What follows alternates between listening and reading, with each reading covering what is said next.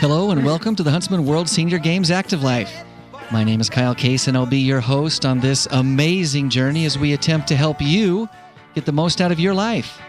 Joining me in the studio today is my co-pilot, Jeff Harding. Jeff, how are you today? Kyle, I'm here, which is saying a lot given the time of year it is. That's probably more descriptive than most people realize. I think so, yes. Well, I'm glad that you're here. I am too. It's good to be here with you and look forward to doing this show every week. And the games are almost here, as you alluded to. Oh, just weeks away. Yeah. The Huntsman World Senior Games will be beginning. Our first event will be on October 5th, and we'll run through October 17th. Mm-hmm. And, of course, registration has closed, but there's still opportunities to get involved with the games as a volunteer. That's right. And we still have needs, lots of holes that still need to be filled. And so if you're interested in volunteering, we would love to have your help. Right. And what's the best way to sign up to be a volunteer, Jeff? Just go to the website, www.seniorgames.net, click on the volunteer tab. There's a place for you to, if you're not already a volunteer, you haven't already signed up to be a top volunteer, there's a place for you to click to register, and we'll just ask you for some basic information, contact information, shirt size, so forth. And then once you've done that, you'll be able to look at the shifts that are available. And new shifts are being added all the time. So if you've already gone and looked, go back and look. There's more opportunities there. Absolutely. Like I said, it takes an army of volunteers, and there are holes that need to be filled. So, as Jeff mentioned, even if you've been online to that website before, go back again because there might be additional opportunities. That's right. Wonderful. Well, Jeff, we talk a lot about exercise on this show. We seem to gravitate to that level. Yeah. And we know that there are a lot of benefits. Lots of benefits to exercising. Tremendous number of benefits. Did you know that exercising can make you smarter? I know that I learn a lot when I exercise, like what parts of my body ache. Does that constitute smarter? I don't know, but I know more than I did before. Yes. So maybe it is. Well, a lot of smart people have done a lot of studies on exercise, and whether they exercise themselves or not, they usually find that there are tons of benefits, and one of the benefits that they found is that exercise can actually make you smarter. The question, though, is how much exercise do you need to do in order to see an increase in brain function or in cognitive skills? That's a valid question. That's a great question. And I bet you know the answer. Well, I don't know if I know the exact answer, but I need to know when to stop. Well, when can I sit back down? See, when I get wise, that's when I stop. Oh, when you get wise. So you do get smarter by exercising. Yes, that's for sure. Well, of course, for physical health, the rule of thumb, general rule is that some exercise is better than none. Right. And generally, more is better than that. Right. Generally speaking, right? Mm-hmm. Now, obviously, there's limits. You can overdo it. You can injure yourself, but some is better than none, and the more you do, the better the more results that you'll get. So the question is that the same thing with cognitive results as well? And there was a group of people in Kansas, the University of Kansas, who wanted to find that out. So they got 101 volunteers. All of them were over age 65. So this is right into our Huntsman World Senior Games demographic. And they picked people who were relatively sedentary. They weren't actively engaged in any exercise program. And they divided them into 3 groups. And the groups walked for 0 minutes, 75 minutes, 150 minutes, or 225 minutes a week. That's 4 groups, isn't it? That would come up to 4 groups to me. Yeah. So they divided them into 4 groups. One group didn't walk. Nice cover there, Kyle. One group walked 75 minutes. One group walked 150. One walked 225 minutes a week. A week, so not in a day, not at one time, but just in a week's time. Mm-hmm. And they did it for 26 weeks. So it was a fairly extended study. So the results that they got, are based on some real information. Incidentally, the current guidelines recommend about 150 minutes per week of moderate exercise. So they had people that were right there at the average, and then some a little bit lower, some who did nothing, and then some a little bit more. Well, I'm dying to know the results. Well, this is interesting. This really is interesting. The subjects completed 16 cognitive tests, and those 16 tests covered 5 different areas: verbal memory, visuospatial processing, simple attention, set maintenance and shifting, and reasoning. So a variety of different ways to measure intelligence and cognitive activity. And they took the test before they started walking, and then they took the test afterwards. Okay. And the good news for those of us who don't exercise a whole lot is that they found that with just 75 minutes a week, half the recommended dose of exercise, 75 minutes, that was enough to boost simple attention and visuospatial processing. So just by exercising half of what's recommended, you got cognitive benefits from that. Your brain worked better and you got smarter. So there you go. So that was really good.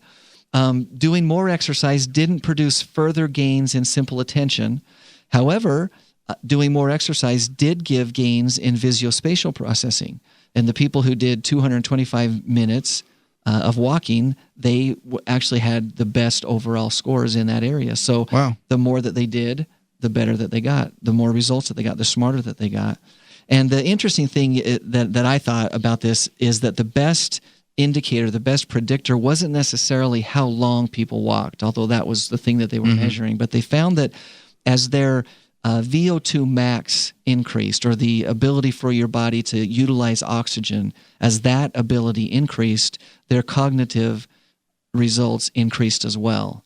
So it wasn't so much how far they walked, but it was how they kind of pushed themselves and got their cardiovascular VO2 max up. That makes sense. And they found that actually helped them boost their brain activity. Because you're processing, you have more oxygen, and your brain's happier. Yeah, there's a logic to it, right? Yeah. So anyway, interesting stuff. I thought that that would be useful as we're kind of running around right now, at least 225 minutes. I'm working on my VO2 max.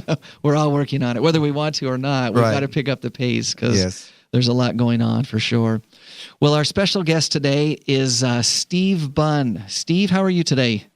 I'm terrific. How are you doing? Very, very good. Thanks for joining us. Oh, thank you. Steve he really has an incredible resume. He does. He's got a lot of things going on. He was a standout athlete in college. He played football and track and field. He went on to play in the NFL for a time. Or the CFL. Or was it the CFL, Steve? A little of both. Oh, a little bit of both. Okay, so you were in both places. Excellent.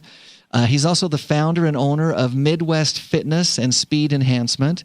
And perhaps most interesting, at least to me, is that he is contracted with the United States Olympic Committee, where he works primarily as a U.S. Paralympic track coach and helps our athletes be the best that they can be, those with disabilities and with special needs, and he's had some great success with that. Well, and I think the highlight of his career is coming up this year with his first visit to the Huntsman World Senior Games. I think that's got to be the highlight of your career, right, Steve? I mean, you've done some pretty okay things, but this year is going to be the frosting on the cake, right? Well, I will tell you, I'm very, very excited about the games because I turned 50 last year, and I had the opportunity to compete as a 50-year-old at the Illinois State Games. Wonderful. Senior Games. Yeah. And I competed in the 100 meters, and I won that event, but I actually defeated the gentleman that won the Huntsman Games last year. Oh, wow. So there's going to be a grudge match going on this year. I don't think he signed up this year. Oh, well, that's too bad. That's because he knew you were coming, I guess. My point is there are a lot of terrific folks that compete in the Senior Olympics and the Senior Games and those type of things, and that's how I first found out about the Huntsman Games. So I'm really excited about it. Well, we're excited to have you coming as well, and hope that your experience is a good one. And if we forget later on, we'd certainly want to wish you the best of luck as you compete at this year's event. Well, thank you. I appreciate it. Well, let's get into some of your background and some of your expertise, and maybe you can share some things that you've learned that will help athletes, whether they're Paralympic athletes or fully able-bodied athletes, either way, to kind of get the best out of their training and do the best that they can in the competition that they're engaged in. First of all, let's start with yourself. Now, you were a standout athlete. Did you start as a kid, or did you kind of pick things up later? How did you get into sports? It's funny you should ask that question because I've told this story a lot of times. When I grew up, my mom raised me by herself. So I was not inundated with sport. But I can remember in junior high school, I believe I was in 7th grade, and we had a PE teacher. His name was Mr. Moppin. And we ran the 40-yard dash in PE class. And I remember as a 7th grader running the 40-yard dash in 4.9 seconds. Wow, that's so fast. It was at that impressive. point that Mr. Moppin kind of pulled me aside and said, Stevie, you need to compete in track. And after that, a lot of the kids at school whose fathers are coaches and those type of things took notice at the track meet, and that's how I ended up getting into football. Oh, So wow. it was late by today's standards. Uh-huh. But I always tell parents, and I believe this very strongly, that nowadays many young kids are inundated at such an early age Yeah. that by the time we see them as eighth graders and freshmen in high school, a lot of times they've experienced not only mental breakdown, but and also some physical issues as well. Yeah. Ranging from specializing too early, as well as just the stress of balancing a full-time sports schedule as a youngster, as well as the demands of school and family. Things that I didn't experience until I was well into high school and college. Yeah, which can certainly be a challenge for kids these days. There's no question about it. I see that with my grandchildren. They're doing softball, they're doing flag football, they're doing piano, they're doing several things. And yeah, when do you be a kid? Lots of great opportunities, certainly, that are available, and yet there's got to be a balance somewhere. Absolutely. Well, so you kind of had a great childhood, it sounds like, and were introduced to sports and were able to be successful. Let me ask you this. As you graduated from high school and then you moved into college, and of course, as I mentioned, you played professionally for some time. Once that was over, did you continue to compete, or did you kind of take a break and then get back into things? Or how did you get to be 51 years old and still, running at the speed that you are and winning races and, really kind of continuing to make a name for yourself? Well, I can tell you after I retired from football, I had an opportunity I always continued training. So I was always training in the gym. I would go to the track from time to time, but I was, in essence, kind of an athlete without a team, so to speak. I quit playing football as a result of some concussions that I had, early in my career, and even as my career moved forward. So physically, I had never had a knee injury or anything like that. There wasn't anything that prevented me from running or training or lifting weights or anything like that.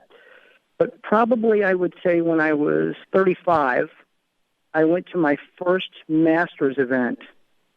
And I trained briefly, and I can remember driving all the way to a little town called Urbandale, Iowa. And my first Masters event on, limited training, I think I ran 100 meters in 10:9.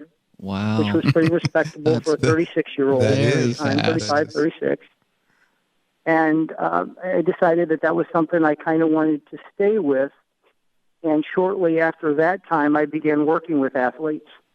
So you found you still had it and that you wanted to continue to improve and train and just get better. Absolutely. Wonderful. And we can always get better. That's really the neat thing about the lifetime sports, the sports that you can continue at any age, and those are all represented in the Huntsman games.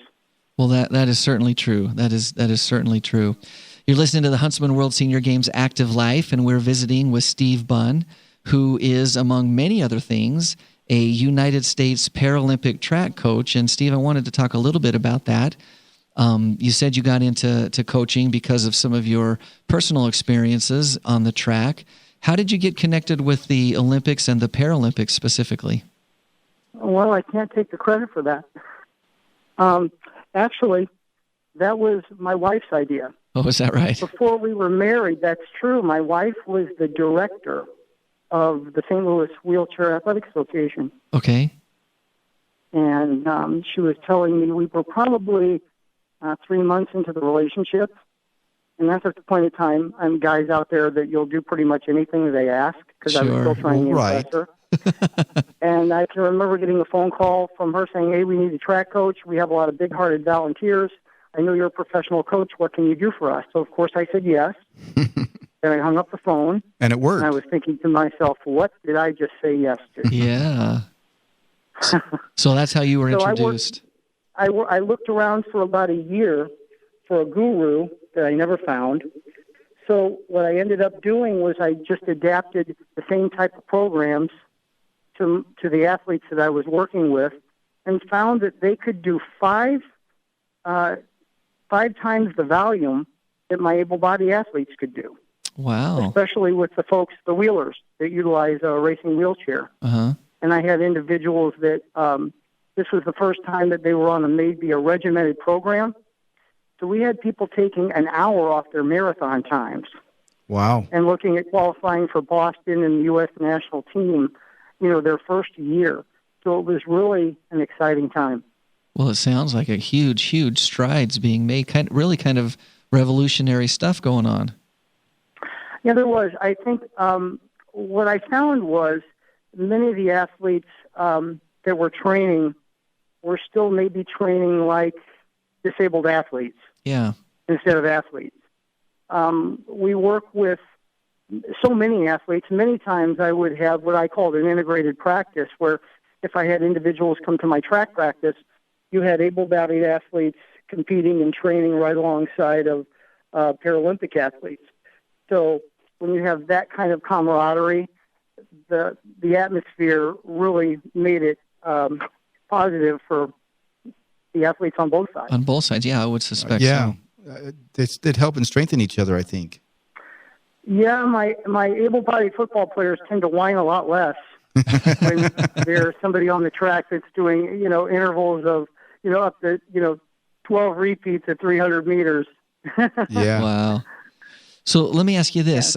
In the area of Paralympics, there's a variety of different levels of ability and different apparatus that are apparati. What's that word? The plural of apparatuses. One of the two. Yeah. There's a lot of different equipment that's used. Do you have a specific specialty, or do you kind of work with everybody? Well, I work with a lot of folks. I've worked with amputees as well as the wheelers. I would say if you're asking for a specialty, I work mainly with, I guess you would say my showcase athlete would be Miss Carrie Morgan. She's from St. Louis, Missouri. Okay. And she competes in the T52 class. So what does T52 mean? Yeah. She has, she's a quadriplegic, but not in the sense that most folks would think of quadriplegia. She's incomplete. That means what the quadriplegic means is she just has an impairment on all four extremities. Okay. But she can move her arms and legs. So she utilizes a racing chair. Okay. And she is U.S. champion in, I believe, every event from the 100 to the 8. I've worked with Carrie for about 12 years. And she does all of the events, the 100, 200, 400, and 800. Yes, she's national champion in all of them. Wow. And she's also a Paralympic athlete? Yes, she's been, Rio will be her third Paralympics. Wow. And she's already, she medaled in London. Wow. And she had, 2 bronze medals in London. Now, for the benefit of our listeners who may not know, why don't you explain the difference between the Olympics and the Paralympics? Well, it's really quite simple. The Paralympics happen 2 weeks after the regular Olympics, same venue, and the Paralympics are folks with typically a physical disability. Right. So it's different than, they're not to be confused with the Special Olympics. Right. And also, the word para it's referring to parallel Olympics. It's parallel to the Olympics. That's correct. So when you have athletes who compete at that high level, you mentioned Carrie Morgan as one success story. I'm assuming you work with other athletes as well that will end up competing at the Olympics. Do you go with That's them? Correct. Do you go with them to the Olympics, or do you kind of cheer from home? I've had at least one athlete competing in every Paralympic Games since Athens in 2004. Wow. That would have been, Ed Cockrell. He was a double silver medalist in the shot put and disc. Okay. And I have gone to Beijing, London, and now we're getting ready for Rio. And you're coming up on Brazil. Well, that's exciting. You're well very traveled. Exciting. It's exciting for us because my little girls, they're 6 and 7. They're very excited. I'll bet they are. So you'll get to go with your family and just really enjoy the whole experience. Yeah, we'll enjoy the experience. Of course, Dad will have to work. Sure. But it's always fun. London was a very nice trip as well. I'll bet that it was. Well, so let me ask you this, Steve, that you've had some real experience with coaching. What tips or tricks or hints can you share with some of our listeners who are athletes on things that they can do, maybe generally speaking, to improve their performance? Well, I can tell you there was one thing when I was listening to Jeff, you and Kyle were talking about earlier about exercise. Right. And I do feel that walking in and of itself is the most underrated form of exercise that there is. Most people, when they start to gain weight, they'll say, "Oh, I need to go to the gym and I need to do some cardio." So they're going to jump right off the couch and right into either a heavy progressive resistance program along with some cardio. But that's probably the last thing they should do, where walking in and of itself will burn calories, as well as raise your VO2 max. And most folks don't think of as walking is something that you can do to actually enhance athletic ability. But walking is tremendous if you're a new person starting out, as well as if you're an advanced athlete for recovery. Interesting. Now, something else I can tell you that I utilize is I'm also an aquatic therapist. So our athletes, whenever we approach a milestone, and that means if it's a track athlete, for example, if we reach a milestone either in competition or in practice, I immediately pull that athlete from that modality, meaning the track, and I'll place them into the water environment from anywhere from 3 to 9 days, so that we take the impact away. And I guess in general terms, that would mean, say, Steve sets a personal record in the 50-meter dash and runs, 6 flat. Yeah. What does the athlete want to do? They want to go and they want to best that effort right then. Well, you've just kind of flirted with the outer limits of what your body can do, and that's the time when you're most susceptible to injury. And what we found is if we use the aquatic environment and still work, that allows us to still work some very high-intensity training while taking away all the impact. We transition them right back to the track, and we not only do we not plateau, we are able to duplicate the times. So that means that we can sustain a peak for longer. Wow. That's interesting. That's kind of exciting information. Yeah, it is, and it's probably why you were asking me earlier what are some of the things I do to be able to run the same way I do at age 51. You have to understand that I spend a great portion of my week in zero gravity. Yeah. So when you many go, folks are at their regular jobs, on land, Yeah. I'm standing in 3 to 5 feet of water where I don't have gravity pulling on me. and so that's what I was I going go to. straight from that environment to either the track or the gym, and I train, so the recovery is much quicker. I was going to ask that. So, and you answered my question. So you jump into the pool and you're essentially running in 3 to 4 to 5 feet of water to keep the cardio up, to keep the muscles flexing and working, but with so little impact. Absolutely. I can duplicate virtually any training modality in the water that I can do on land. Yeah. That means, for example, I can do what you were saying, tempo work in the water as far as striding with the athlete suspended in deep water, as well as very high intensity work, what we would call central nervous system work in the water as well. Wow. This is And fascinating. you take away the impact. Well, and that's key to recovery, it sounds Right. like. Absolutely. Well, it's key to recovery, and it also allows you to extend your training. So if I want to do speed work, maybe because I'm 51, I can only get 1 to 2 workouts in a 10-day cycle that are very, very heavy speed days on the track. But I can get 2 more in, or In the maybe even pool. 3 more during that cycle. That means 5 speed days if I'm including aquatics. Wow. Steve, that sounds So fascinating. it's almost an unfair advantage. That truly is interesting. Unfortunately, we're about out of time, but thank you so much for joining us today. We really appreciate it. Looking forward to seeing you in October. Yes. Thank you very much for having me, and I'm excited to go to the Huntsman games, compete. And Jeff, I've enjoyed our emails back and forth. I hope I get to meet you in St. George. Well, I'll tell you this much. My mom and dad work the check-in table at track and field, so you'll at least meet my mom and dad, but hopefully we'll meet too, Steve. Great. Wonderful, wonderful. Once again, Steve, thank you so much. All right. Thanks, guys. So just to wrap things up here, Jeff, we've talked about it the last couple of weeks, but I want to put another plug in for our opening ceremonies. That's right. Such a great, great show. Just a reminder, it's at 7 o'clock on Tuesday, October 6th at the Hanson Stadium, and I want to plug it because everyone is invited. It's not only for the athletes. We're saving seats for you. You'd better be there. That's right. We are. There's going to be dancing, singing, fireworks, the parade of athletes, which is so inspirational, the lighting of the cauldron, and our special guest speaker this year is Rafer Johnson, Olympic gold medal winner in the decathlon in the 1960 Rome Games, and he's going to be great. He is. In addition to that, we've got our concert and celebration on October 13th, which once again is free to everybody. It's the 13th at 7 o'clock. It's at the Burns Arena at Dixie State University, and it is the British Invasion Tribute, and that will also be an incredible show. It's going to be a lot of fun, and we invite everybody to come out and bring their families. And again, we're saving a seat for you, so you'd better be there. That is We'll right. know if you're not, because we'll see it's empty. And did I mention it's free? It's free.